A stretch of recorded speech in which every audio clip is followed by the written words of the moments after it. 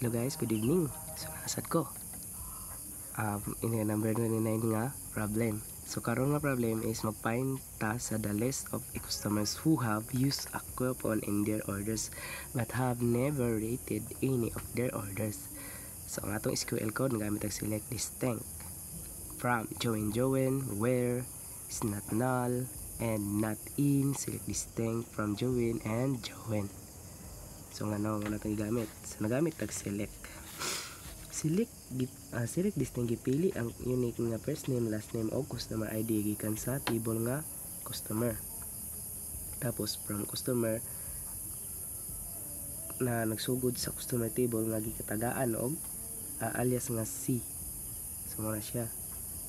And then nga nagamit ang join, nagi-join ang customer table ug ang orders table based sa customer ID para malink ang mga customers sa ilang mga orders. So ato man nang iko para malink sila.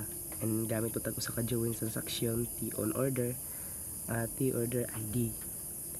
Na i-join pag-usab ang transaction table sa orders table gamit ang order ID aron ma-connect ang orders ngadto sa ilang mga transaction. So gamit tag where the coupon ID is not null. Ang filter adiri nagapokus lang sa mga transaction nga naay gigamit nga coupon. And nagamit po tag n nga para ang customer ID not in. Ipangitaan ang mga customer nga wala nag-appeal sa self-query nga mosunod. So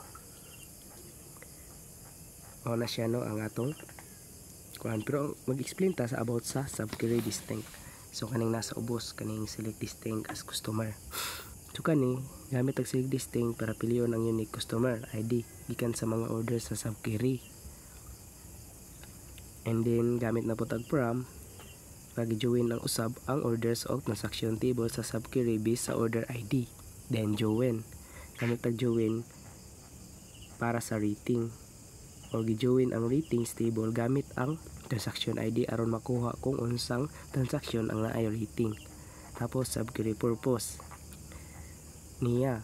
So ang subquery purpose is pagkuha sa tanang customer ID nga nakahimo og rating sa ilang transaction. So mo na siya So ang final output nato is mo na siya. Ni. Then ang iyang stored procedure, delimiter, and output also. So mo na siya guys ang for number 29 problem and ang SQL code for database. So bye.